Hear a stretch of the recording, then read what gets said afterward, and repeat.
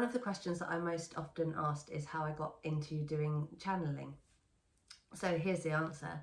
I spent several years on a spiritual journey. I really went through the dark night of the soul, had some really kind of difficult and anxious times. And through those times I was doing a lot of psychic development, so I learned kind of the basics of mediumship, and that helped me to understand that I was able to connect into higher consciousness or different kinds of energies. But then it was after I'd gone through that difficult period, after I'd gone through that dark night of the soul and was in a much higher vibration, and I was still practicing meditations to connect to my higher self and to my soul team, the guide that I connect with from Pleiades came through first in meditation, and I could feel this really strong energy, this really strong presence, and see this very vivid blue light anytime he was coming through.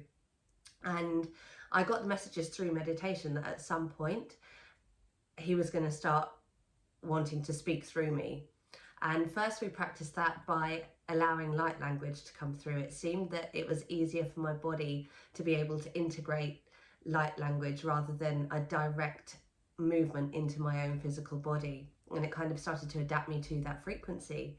And then once my vibration kind of continued to lift and I was in a place where I was in a high enough frequency to be able to integrate that, then one day I was filming a video for social media. I was just going to do a regular meditation, which was what I was doing most frequently at that time.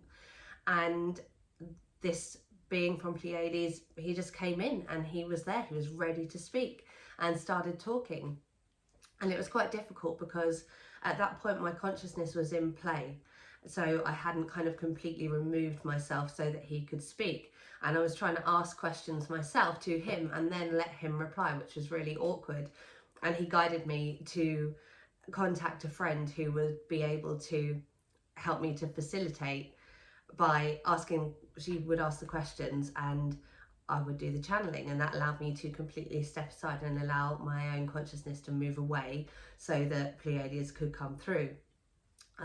It was a little bit strange when I first started doing it, and I could feel this big shift in energy, and it was quite a strange thing to feel physically, and I'd be a little bit more tired afterwards than I get now. And now when I channel I don't really feel quite such dramatic shifts. I know that they've come through, but it's like my body doesn't kind of need the same kind of signs to make me absolutely certain that it's there, because I trust the process a lot more now. So I think channeling is something that most people can learn to do. It's just the hardest part is learning to step aside, learning to put your ego out of the way. So when people ask questions that you think sound quite challenging, so you might be able to still hear those questions being asked, to allow the entity or the guide that you're allowing to channel, allowing them to speak and not trying to jump in and commandeer it, or having your ego start doubting the situation and kind of holding you back.